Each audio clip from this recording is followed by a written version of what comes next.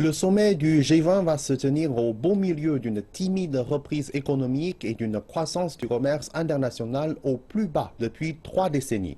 La Chine aimerait voir les dirigeants du G20 résister à la tentation du protectionnisme commercial et faire plutôt avancer la croissance économique grâce à l'innovation et la réforme.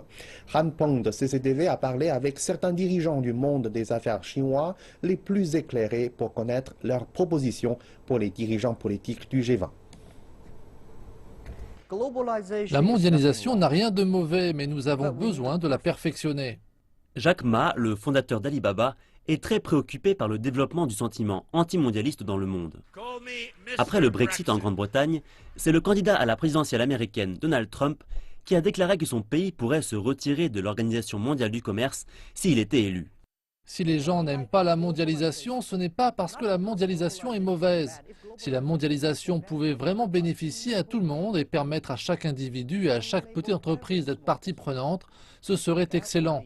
Nous apportons donc notre proposition et je suis honoré qu'elle soit incluse dans le rapport de recommandation politique du B20. La proposition est la suivante.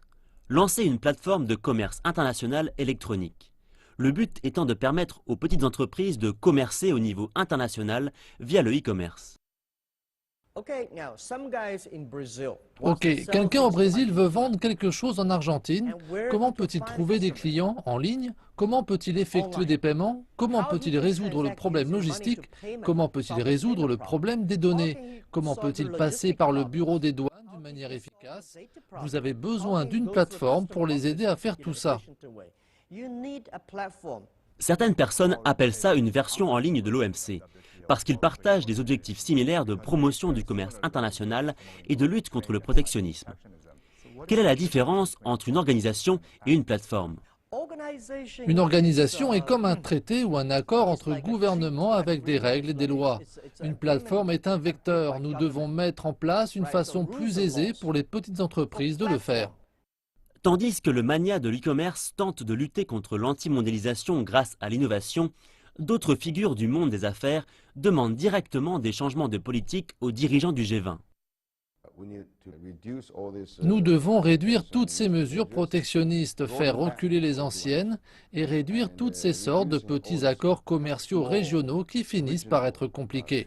M. Ning dit que les relances monétaires et les politiques protectionnistes se sont montrées inefficaces au cours des dernières années. Il dit que la communauté internationale des affaires espère que le sommet du G20 se concentrera sur les réformes structurelles et tentera de remédier aux causes profondes du problème. Je pense que la Chine a fait un pas très important en modifiant le cours de la présidence du G20 pour l'éloigner des problèmes principalement financiers et de stabilisation macroéconomique pour plutôt promouvoir une croissance allant vers une approche plus inclusive du bien-être humain. Avec les 20 décideurs les plus puissants de la planète réunis à Hangzhou, c'est le monde qui observe avec attention un sommet qui pourrait faire la différence après des années d'une économie internationale affaiblie.